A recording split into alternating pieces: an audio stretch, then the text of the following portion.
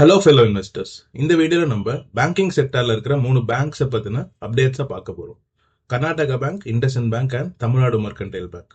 இந்த 3 பேங்க்ஸோட அப்டேட்ஸ் என்னன்னு பார்த்துட்டு இது எப்படி இந்த பேங்க்ஸ் அஃபெக்ட் பண்ண போகுது, இந்த ஸ்டாக் அண்ட் ஷேர் பிரைஸ் பர்ஃபார்மன்ஸை எப்படி அஃபெக்ட் பண்ண போகுதுன்னு பார்க்கலாம். வாங்க வீடியோக்குள்ளே போகலாம். ஃபர்ஸ்ட் நம்ம கர்நாடகா பேங்க் பற்றின அப்டேட் என்னன்னு பார்த்துருவோம். Raghavendra Srinivas Bhat MD and CEO of Karnataka பேங்கா ஜூலை 16, 2025 அன்னைக்கு பதவி ஏற்றாரு. அப்போ இருந்த CEO பர்சனல் ரீசன்ஸ்க்காக எக்ஸிட் ஆயிட்டாரு. RBI வந்து 3 months அப்ரூவல் கொடுத்துருந்தது. இப்போ October 16th அந்த டென்யூர் முடிய போகுது. பட் RBI 1 more monthக்கு எக்ஸ்டென்ஷன் அலோவ் பண்ணியிருக்கு. ஸோ ராகவேந்திர ஸ்ரீனிவாஸ் பட்டு October 16லேருந்து 1 monthக்கு CEO அண்ட் MDயா இருக்க RBI பர்மிஷன் கொடுத்துருக்கு. ஸோ இவங்க October 16, 2025லேருந்து 1 monthக்குள்ள புது MD and CEO அப்பாயிண்ட் பண்ணிட்டாங்கன்னா அந்த புது MD and CEO RBI அப்ரூவலோட பதவி ஏற்பாரு. அப்படி இல்லைன்னா November 16 அன்னைக்கு இவரோட டென்யூர் மறுபடியும் எக்ஸ்டெண்ட் பண்ணலாமா வேணாமான்னு RBI டிசைட் பண்ணும். ஸ்ரீனிவாஸ் பட் வந்து 38 years வந்து கர்நாடகா பேங்க்லேயே தான் வேலை பார்த்துட்டு இருக்காரு. 1981 ஒரு கிளர்க்காக வந்து ஜாயின் பண்ணியிருந்தாரு. இவர் 2019 வரைக்கும் சீஃப் ஜெனரல் மேனேஜராக வேலை பார்த்துருக்காரு. இப்போ COOவா இருந்தாரு. நம்ம பார்த்த மாதிரி 3 மாசத்துக்கு முன்னாடி ஜூலை 16 அன்னைக்கு CEOவா வந்து இவர் பதவி ஏற்றிருந்தார். கர்நாடகா பேங்கோட புவர் ஷேர் பிரைஸ் பர்ஃபார்மன்ஸ், அதாவது ஸ்டாக்னண்டா இருக்கிறதுக்கு முக்கிய காரணம் இந்த அன்சர்டனிட்டின்னு கூட சொல்லலாம். எப்போ இந்த CEO எக்ஸிட் ஆகிறாங்க நியூஸ் வந்ததுலேருந்து இந்த ஷேர் வந்து ஸ்டாக்னண்டாவே படுத்தே இருக்கு. ஸோ இவங்க வந்து பெர்மனண்டா ஒரு மேனேஜரியல் சேஞ்ச் கொண்டு வந்து அது ஒரு பாசிட்டிவ் அவுட்கமாக இருந்ததுன்னா இந்த ஷேர் பிரைஸ் மறுபடியும் நல்லா பெர்ஃபார்ம் பண்ணுறதுக்கு வாய்ப்பு இருக்கு. ஏன்னா கர்நாடகா பேங்க் என்னை பொறுத்த வரைக்கும் எக்ஸ்ட்ரீம்லி அண்டர் வேல்யூட் இல்லைனாலும் அண்டர் வேல்யூ டெரிட்டரியில் தான் இருக்கு. இதை ஒரு வேல்யூ இன்வெஸ்டிங் ஆப்பர்ச்சுனிட்டியாக நம்ம பார்க்கலாம். இது மல்டி பேக் ரிட்டர்ன்ஸ் கொடுக்குமான்னு என்ன கேட்டிங்கன்னா பர்சனலாக எனக்கு அந்த நம்பிக்கை இல்லை. பட் இது ஒரு கன்சிஸ்டன்ட் காம்பவுண்டராக இருக்கிறதுக்கான வாய்ப்பு நிறையாவே இருக்கு. இவங்க டிவிடெண்ட் ஈல்டுமே கரண்ட் ஷேர் பிரைஸில் 3%க்கு மேலே இருக்கு. இந்த டிவிடெண்ட் வந்து இவங்க வளர்த்துட்டே வர்றதுக்கான வாய்ப்பு இருக்கு. ஸோ லாங் டேர்மில் கர்நாடகா பேங்க் ஒரு டீசென்ட் இன்வெஸ்ட்மெண்ட்டாக தான் இருக்கும். பட் பர்மனெண்ட்டாக மறுபடியும் ஒரு மேனேஜ்மெண்ட் டீம் வந்து இந்த பேங்க் மறுபடியும் ஸ்டேபிளாக தெரிஞ்சதுன்னா ஷேர் பிரைஸ் ஷார்ட் டேர்ம்லேயே வந்து ஒரு டீசென்ட் ரேலி கொடுக்கறதுக்கான வாய்ப்பு நிறையாவே இருக்கு. இப்போ நம்ம IndusInd பேங்க் பற்றின அப்டேட் என்னன்னு பார்த்துருவோம். IndusInd பேங்க் அவங்களோட பிஸ்னஸ் அப்டேட்டை வந்து ஷேர் பண்ணியிருக்காங்க. September 30, 2024 அன்னைக்கு இவங்க நெட் அட்வான்சஸ் வந்து 3,57,159 crore இருந்திருக்கு last year. 30th June last குவார்ட்டரில் 3,33,694 இருந்திருக்கு. இவங்க லேட்டஸ்ட்டாக கொடுத்த பிஸ்னஸ் அப்டேட் வச்சு பார்க்கும்போது இந்த குவார்ட்டர் எண்டிங்கில் அவங்க 3,27,349 crores தான் நெட் அட்வான்சஸ். அதாவது இவங்க கொடுக்குற லோன்ஸ் வந்து 8% இயர் ஆன் இயரும் 2% குவார்டர் ஆன் குவார்டரும் டிக்ளைன் ஆயிருக்குன்னு மென்ஷன் பண்ணியிருக்காங்க. டெபாசிட்ஸ் பார்த்தாலுமே போன இயர் இதே செப்டம்பரில் 4,12,397 crores இருந்திருக்கு. லாஸ்ட் குவார்டர் 30th June இப்போ 3,97,144 crores இருந்திருக்கு.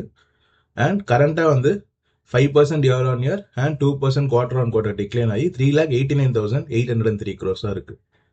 காசா ரேஷியோவுமே வந்து டிக்ளைன் ஆயிருக்கு. லாஸ்ட் இயர்ல 35.9% இருந்திருக்கு.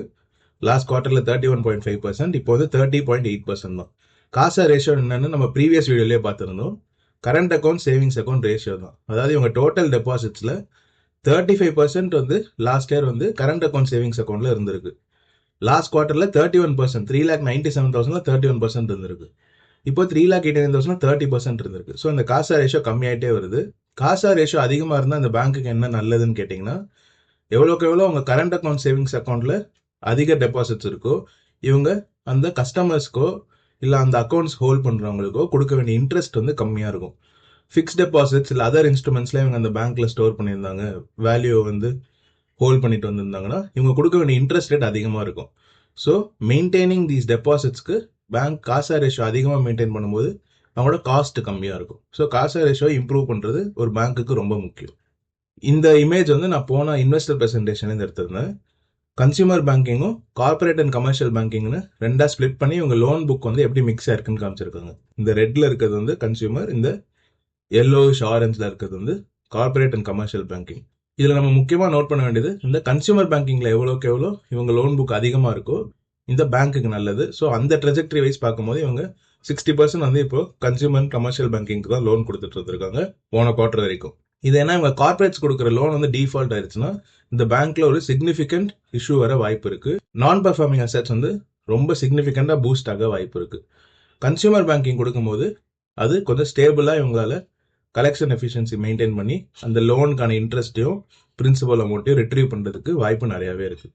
ஸோ ஒரு பேங்க் நீங்கள் பார்த்தீங்கன்னா வளர்ந்து வர பேங்க் லைக் ஐடிஎஃப்சியோ இல்லை ஆல்ரெடி பெரிய எஸ்டாப்ளிஷ்டான ஹெச்டிஎஃப்சியோ நிறைய ரீட்டைல் டெபாசிட்ஸ் கன்சியூமர் பேங்கிங் பண்ணி தான் வந்து அவங்க பேங்க்கை சிக்னிஃபிகண்டாக க்ரோ பண்ணியிருப்பாங்க. அதுதான் வந்து சேஃபும் கூட.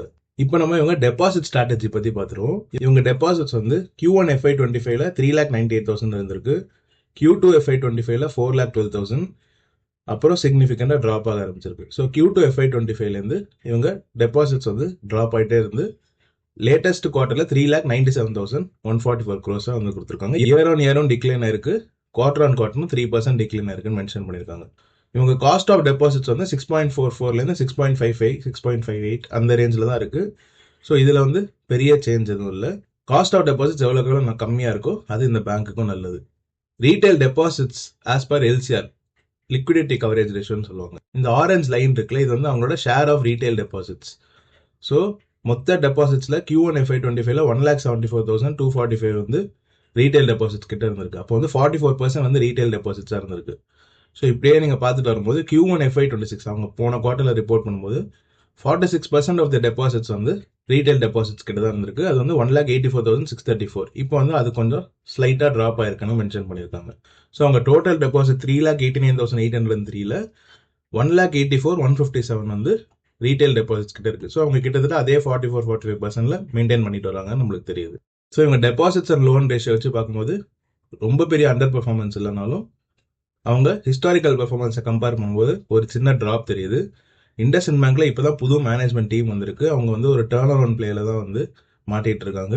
பட் இவங்க கண்டிப்பாக இங்கேருந்து ரெக்கவர் ஆகி நல்லா பெர்ஃபார்ம் பண்ணுறதுக்கான வாய்ப்பு நிறையவே இருக்குது. அதனால தான் இண்டஸ்இண்ட் பேங்க் வந்து பேங்கிங் செக்டர்லேயே என்னோட லார்ஜஸ்ட் பொசிஷனாக வச்சிருக்கேன்.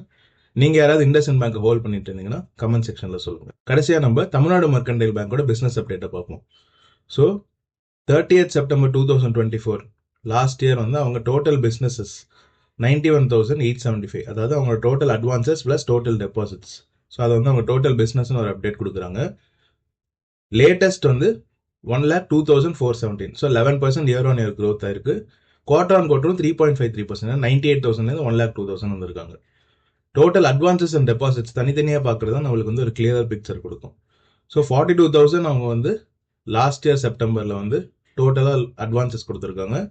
இப்போ வந்து 46,000, 10% இயர் ஆன் இயர் க்ரோ ஆயிருக்கு. லாஸ்ட் குவார்ட்டரில் 45,000 கொடுத்துருக்காங்க. So 4% quarter on quarter grow ஆயிருக்கு. டோட்டல் டெபாசிட்ஸுமே வந்து 49,000 இருந்திருக்கு லாஸ்ட் இயர், இப்போ வந்து 55,000. ஸோ 12% வந்து இயர் ஆன் இயர் க்ரோ ஆயிருக்கு இவங்களுக்கு டோட்டலாக கிடைச்ச டெபாசிட்ஸ். குவார்டர் ஆன் குவார்டர் பார்க்கும்போது 53,000லேருந்து 55,000. So 3% quarter on quarter grow ஆயிருக்கு. ஸோ டோட்டல் அட்வான்சஸும் quarter on quarter and year on year grow ஆயிருக்கு. டோட்டல் டெபாசிட்ஸும் quarter on quarter and year on year grow ஆயிருக்கு. இது ஒரு நல்ல சைன் தான். இப்போ டெபாசிட்ஸ்ல இவங்க காசால் எவ்வளோ மெயின்டைன் பண்ணுறாங்கன்னு பார்த்தோம்னா இதில் இவங்க ஸ்டேபிளாக இருக்காங்களான்னு தெரிஞ்சிடும். ஸோ லாஸ்ட் இயர் செப்டம்பரில் 13,000 இருந்திருக்காங்க. இந்த இயர் செப்டம்பர் குவார்டர் முடியும் போது 15,000 வந்து ரிப்போர்ட் பண்ணியிருக்காங்க. ஸோ 9% இவங்க காசாவுமே இம்ப்ரூவ் ஆயிருக்கு. இது வந்து ஒரு நல்ல சைன் தான். குவார்டர் ஆன் குவார்டர் பார்க்கும்போது 5% இம்ப்ரூவ் ஆயிருக்குன்னு மென்ஷன் பண்ணியிருக்காங்க. 14,000லேருந்து 15,000 ஆயிருக்கு. இது எல்லாமே நான் வந்து அப்ராக்சிமேட் நம்பர் சொல்கிறேன். ஸோ இயர் ஆன் இயரும் இவங்க காசாவை 9% க்ரோ பண்ணியிருக்காங்க. குவார்டர் ஆன் குவார்டர் பார்க்கும்போது 5% க்ரோ பண்ணியிருக்காங்க. அதாவது 55,000 rupees டெபாசிட்டில் 15,000 வந்து அவங்க கரண்ட் அக்கௌண்ட் சேவிங்ஸ் அக்கௌண்ட்டில் தான் மெயின்டைன் பண்ணிட்டு இருக்காங்க. இது எக்ஸாக்டாக நீங்கள் கால்குலேட் பண்ணி பார்த்தீங்கன்னா உங்களுக்கு இவங்களோட காசா ரேஷியோ என்னன்னு கிடைச்சிரும். ஸோ நீங்கள் காசா ரேஷியோ வைஸ் பார்க்கும்போது 55,421 by 15,163 கிட்டத்தட்ட 3.6 கிட்ட வரும். ஸோ 36% வந்து இவங்க காசா ரேஷியோவை மெயின்டைன் பண்ணிட்டு வராங்க. இது வந்து இயர் ஆன் இயரும் க்ரோ ஆயிருக்கு, குவார்டர் ஆன் குவார்டரும் க்ரோ ஆயிருக்கு. இது வந்து ஒரு நல்ல பிஸ்னஸ் அப்டேட் தான். என்னை பொறுத்த வரைக்கும் பிரைவேட் பேங்க்ஸ் நல்லா பெர்ஃபார்ம் பண்ணிட்டு வர பேங்க்னு பார்த்தீங்கன்னா தமிழ்நாடு மெர்கன்டைல் பேங்க் தான். கன்சிஸ்டண்டாக வந்து நல்லா பெர்ஃபார்ம் பண்ணிட்டு வராங்க. ரொம்ப எக்ஸ்ட்ரீம் ஹை க்ரோத் இல்லைனாலும் க்ரோத்தை வந்து காட்டிகிட்டே வராங்க. பட் இந்த பேங்க்ல இருக்கிற சில ப்ரொமோட்டர் இஷ்யூஸ்னால, அதாவது ஒரு குறிப்பிட்ட ஸ்டேக்குக்கு ப்ரொமோட்டர்ஸ்குள்ள ஒரு பிரச்சனை நடந்துட்டு இருக்கு. அது வந்து சுப்ரீம் கோர்ட்ல ஹோல்ட் பண்ணி வச்சிருக்காங்க. கேஸும் நடந்துட்டு இருக்கு. இது எப்போ ரிசால்வ் ஆகுதோ தமிழ்நாடு மெர்கன்டைல் பேங்க் இங்கே நல்லா பெர்ஃபார்ம் பண்ண வாய்ப்பு இருக்கு. பட் இங்கே அன்சர்டனிட்டிஸ் நிறையா இருக்கு. இதுக்கு நம்மளுக்கு எக்ஸாக்டாக ஒரு டைம் லைனும் தெரியாதனால நான் வந்து இந்த பேங்க்ல கரண்டாக இன்வெஸ்டடாக இல்லை. இந்த வீடியோவில் நம்ம கர்நாடகா பேங்கோட CEO அப்டேட் பற்றி பார்த்துருந்தோம். IndusInd bank and Tamil Nadu mercantile பேங்கோட பிசினஸ் அப்டேட்ஸ் என்னன்னு பார்த்துருந்தோம். ஃபர்தராக ஏதாவது பேங்கோட பிசினஸ் அப்டேட்ஸ் வந்து அதையும் நான் உங்களோட ஷேர் பண்ணுறேன். TMB, IndusInd bank and KTK Karnataka பேங்க்ல நீங்கள் எந்த பேங்க்ஸ்லாம் ஹோல்ட் பண்ணுறீங்கன்னு கமெண்ட் செக்ஷனில் சொல்லுங்கள். இந்த பேங்க்ஸோட பர்ஃபார்மன்ஸ் ஃபியூச்சரில் எப்படி இருக்கும்னு நீங்கள் நினைக்கிறீங்கன்னு கமெண்ட் செக்ஷனில் சொல்லுங்கள். இந்த வீடியோ உங்களுக்கு யூஸ்ஃபுல்லாக இருந்தால் லைக் பண்ணுங்கள், ஷேர் பண்ணுங்கள், இந்த சேனலுக்கு சப்ஸ்கிரைப் பண்ணி என்ன சப்போர்ட் பண்ணுங்கள். Thank you so much.